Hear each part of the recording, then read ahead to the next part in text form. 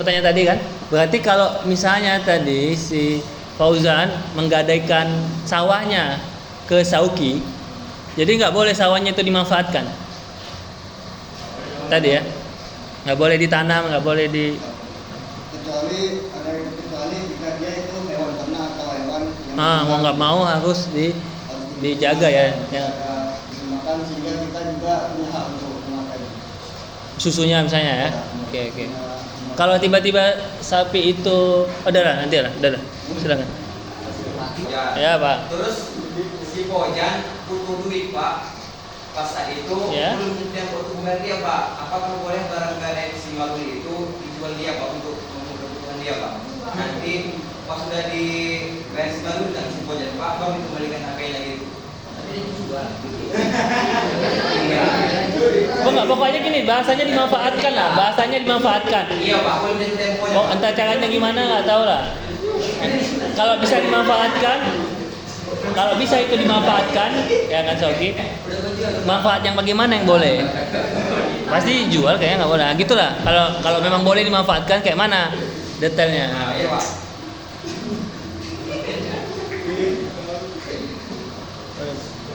Aduh.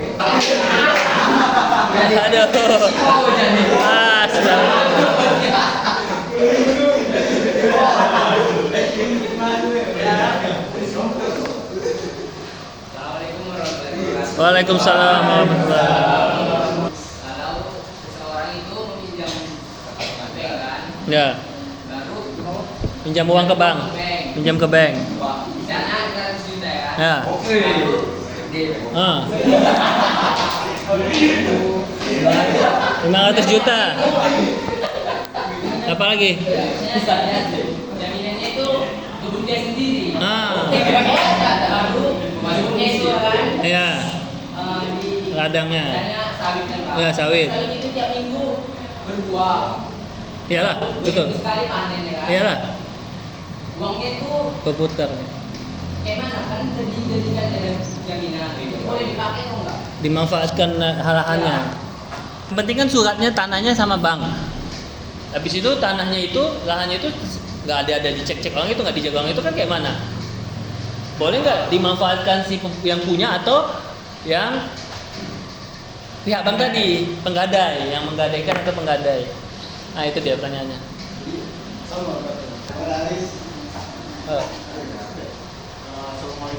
Banyak di ini pasti pernah kita rasakan nih gadai ini kan. Kalau nggak keluarga kita.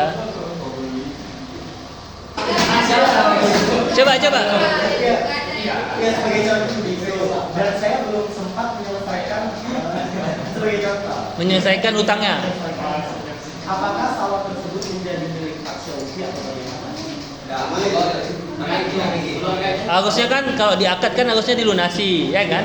Oke. Bagi hasil. Yang mudharabah itu akad bagi hasil. Contoh, kita nih bisnis nih. Bisnis apa Vito cocoknya? Tisu Pak. Hah? Tisu apa magic? Usah.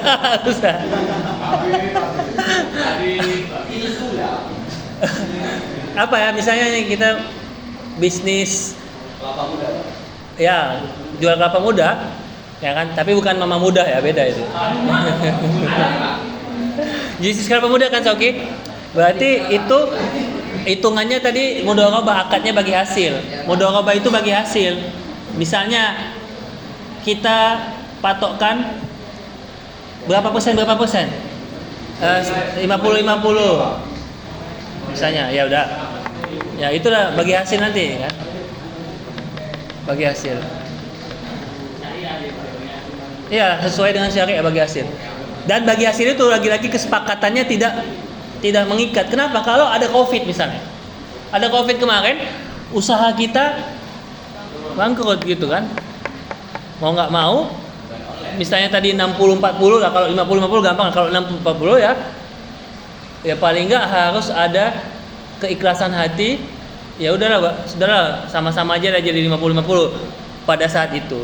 Atau pas kita minjam ke bank, kan akadnya bagi hasil nih, bank minjamkan uang 10 juta untuk bisnis tisu tadi ya. Udah, bisnisnya rupanya nggak berjalan dengan lancar. Harusnya kalau dia lancar, akadnya balikkan misalnya 12 juta. Apa bedanya akad bank syariah sama bank konven? Di mana bedanya? Bunganya Pak. Iya, kalau di bank syariah akadnya itu bagi hasil dan melihat kondisional. Kalau bank konven mau nggak mau ada gempa bumi, tsunami, mau ada gunung meletus, sinabung, tetap harus bayar 12. Tapi kalau syariat ada konsep gotong royong, konsep pertolongan, konsep kemaslahatan. Ketika Sauki nggak bisa membalikkan 12 juta, tentunya dengan sebab tertentu tadi ya, ada bencana alam, ada covid, ada sakit misalnya. Ya udah nggak bisa 12 juta itu dikurangi aja, jadi berapa dulu? 11 dulu lah. Nggak bisa juga 11, ya mau nggak mau balikkan modal 10 itu. Itu yang membedakan. Yaitu akadnya akad akad apa namanya? Akad belas kasihan, akad saling menolong, tolong menolong. Kalau bank syariah nggak mau tahu, tetap juga mau sesuai dengan kesepakatan 12 juta, mau yang terjadi apapun itu, ya udah, apa bedanya dengan konvensional? Di mana prinsip at-ta'awun? Tahu at-ta'awun apa tuh? Makanya at-ta'awun, konsep at-ta'awun. Ta'awun wa ta'awanu Al-Maidah ayat 6 di ujung ayat itu. Baik. Wa ta'awanu. Jadi Wa ta'awanu. Saling tolong menolong, gotong royong, kerjasama, berat sama dipikul, ringan sama dijinjing. ringan sama dijinjing. Yang kaya membantu yang miskin, yang kuat menolong yang lemah, dan yang di atas dia berusaha mengangkat derajat orang miskin di bawah, membantu memberikan satu manfaat sedikit banyaknya. Dengan itulah salah satu prinsip ekonomi Islam. Dengan ta'awun tadilah, gotong royong tadilah bisa tercipta konsep keadilan. Karena intinya konsep ekonomi Islam dua aja ya. Konsep ketauhidan atau terkait dengan keimanan, niat konsep kita ketakwaan ya. Ekonomi Islam itu larinya karena keimanan kita kepada Allah Subhanahu wa taala atau ketauhidan kita. Dan juga konsep keadilan al-adlu, di mana ayatnya sering kita dengar ketika sholat Jumat ya kan. Innallaha ya'muru bil malaikati yusoluna. Enggak, yang adil. Nampak nih waktu sholat Jumat ngantuk ya. Innallaha ya'muru bil adli wal ihsan, yang ayat yang khutbah terakhir. Wa yanha 'anil fahsya'i wal munkar wal baghi ya'izukum la'allakum tadhakkarun. Apalagi fazkurullah azkurkum atau fazkurni azkurkum washkuruli wala takfurun. Allahu akbar, Allahu akbar. Ya, itu dia inti dari konsep, inti dari apa? Ekonomi Islam. Keadilan ini yang di dalamnya ada at-ta'awun, ada maslahat, ya kan? Maslahat atau rahmatan lil alamin. Wa ma arsalnaka illa rahmatan lil alamin. Ada kebaikan, ada rahmat, ada kemanfaatan di dalam konsep ekonomi Islam. Yang tujuannya, goalnya itu apa? Tujuannya adalah hifzu nafas, hifzu akal, hifzu harta, mal, apa? Hifzul, menyelamatkan, menjaga akal, menikah, menjaga ansab, keturunan, ya ujung-ujungnya jiwa juga. Jadi dengan adanya prinsip itu dan adanya kaidah-kaidah itu, tahu ya kaidah kemarin kan? Nanti kalian belajar tuh kaidah fikih atau usul fikih. Al-aslu fil muamalah, segala sesuatu yang ada di muamalah itu boleh, atau malayudraku qulu, atau al-hibzu alal muhafazul, menjaga tradisi yang baik, menjaga kebiasaan yang baik, yang lama, tradisi zaman dulu, tradisi orang tua kita dulu atau masyarakat kita, dan menerima pembaharuan atau revolusi atau perubahan tadi ya dari zaman modern, zaman sekarang ini. Itu salah satu kaidah, banyak lagi tuh. Atau kaidah fikih yang lainnya, malayudraku qulu la yudraku qulu. Apabila memang kita nggak bisa semuanya, tapi jangan ditinggalkan sama sekali. Misalnya kita nggak bisa belajar 1 jam, belajar 10 jam. setengah jam Pak. Misalnya kita Habib nggak bisa sedekah 5.000, sedekah 50.000 gitu. Boleh Pak. Boleh ya, nggak bisa sedekah 5.000 ya 2.000. Ya kalau nggak bisa 2.000, 1.000 ya nggak 1.000 kayaknya kasihan lah, menghina kali lah. Doa aja lah, sedekah doa namanya. Ya senyum tadi, betul. Ya jangan sampai ditinggalkan sesuatu itu kalau memang nggak bisa semuanya. Kalau nggak bisa istri 4, istri 3, istri 5, langsung gas terus, satu aja nggak habis ya. Astagfirullah. Itu dia, mudah-mudahan tadi udah ada niat itu, ya nggak apa-apa menyelamatkan wanita-wanita yang begitu banyaknya 2 kali lipat ini Sauki, ya kan? Kalau nggak dipoligami kasihan, nggak.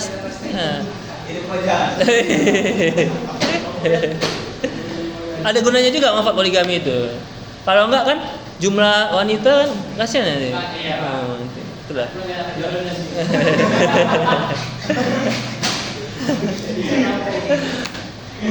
Oke, jadi itu dia. Ekonomi Islam ada prinsip keadilan, ada ketauhidan untuk ketaatan kita kepada Allah. Yang nanti ditopang ya kan? Ditopang atau dipayungi hukum kaidah fikih atau usul fikih. Nah, itulah nanti menghasilkan namanya produk hukum atau produk produk jasa, mudharabah, ijarah, apalagi musyarakah, murabahah, produk hukum, halal haram, mubah sunnah itu jadinya ke fakultas hukum Islam. Kalau kalau konsep-konsep ini menghasilkan satu produk jasa atau satu konsep ekonomi, itulah nanti namanya, itu masuknya jatuhnya ke fakultas kita ini, ekonomi dan bisnis. Disebut dengan istilah-istilahnya, contohnya musyarakah, mudharabah, tadi apa lagi? Murabahah, ijarah, mujarah. Nampak kali mujarah habis minum apa nih ini? Ijarah, mudharabah, apa lagi? Istilah-istilah ekonomi Islam. Musyarakah, ya muamalah iyalah. Terminologinya musyarakah, kerjasama, mudharabah bagi hasil, ijarah, wakalah itu tahu? Itu wakanda. Wakalah itu tadi kita minjam ke leasing contohnya. Leasing itu membayarkan di luar ke pihak bank, pihak ketiga. Jadi kita bayar ke pihak ketiga. Kita bayar ke leasing.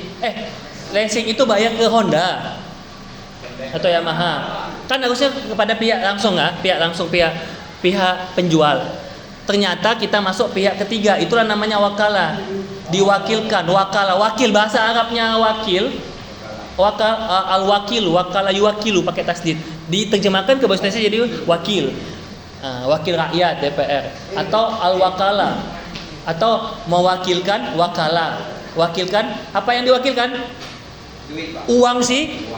Uang si bank tadi diluankannya bayar ke leasing. Apa nama leasing? Contoh Adira, apa lagi? Toyota Pak. Enggak, itu Toyota nama merek bang. Udah semester 2 masa nggak bisa memilah-milah. Adira Finance, apa lagi? Finance. Apa finance? Di antaranya ada tuh Adira Finance, apa lagi? Kalian nggak pernah leasing ya? Bagus lah, langsung cash ya.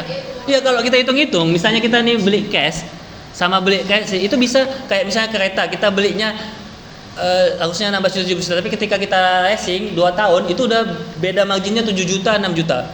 Bagus kita beli second aja dulu.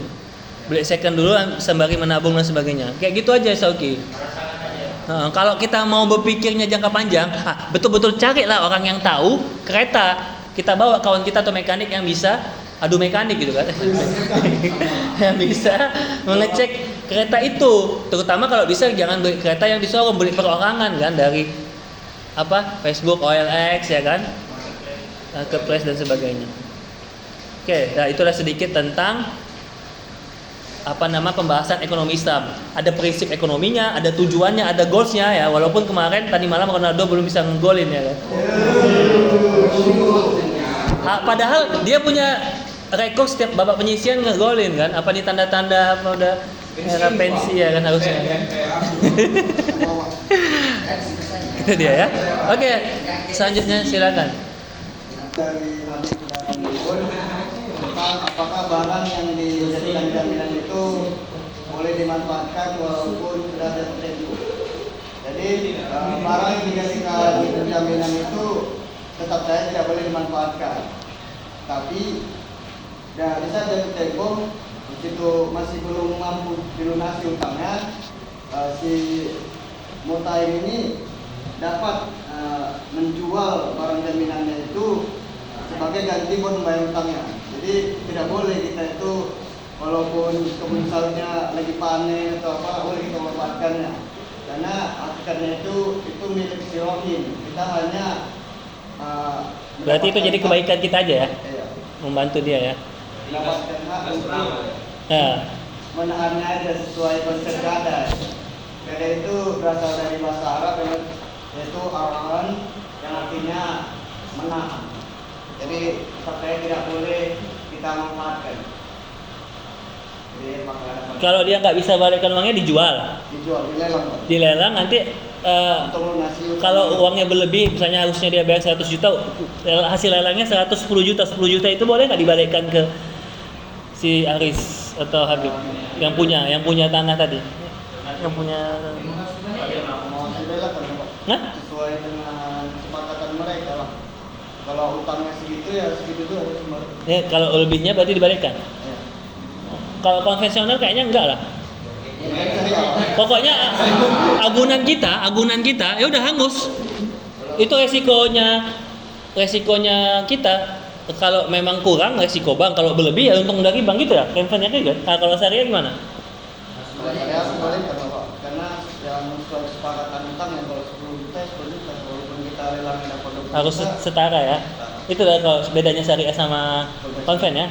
Konven dia apa yang diagunankan ya udah itu udah jadi milik bank ya kan.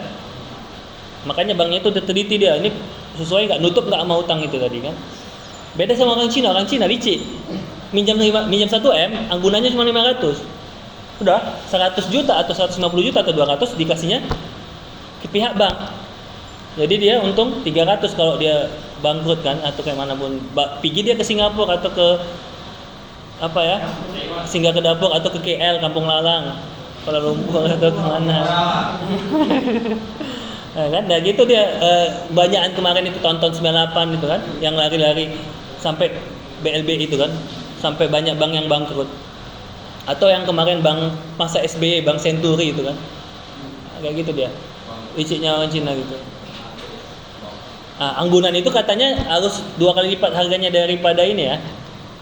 Daripada pinjaman kita ya bisnis ya. Misalnya kita minjam 200, anggunan kita harus senilai 400 ya. Begitu ya. Oke, itu ada bedanya ya syariah sama konven. Syariah betul-betul jujur, kalau memang lebih ya dibalikkan. Faktanya gitu ya, tapi nggak tahu kenyataannya. Teorinya ya, faktanya kita nggak tahu. Seperti itu. Oke, dari situ ya. Tadi pertanyaannya gimana coba? Kembalikan ke forum boleh? Apa udah bisa sesuai memadai? Sip. Ibu tahu saya.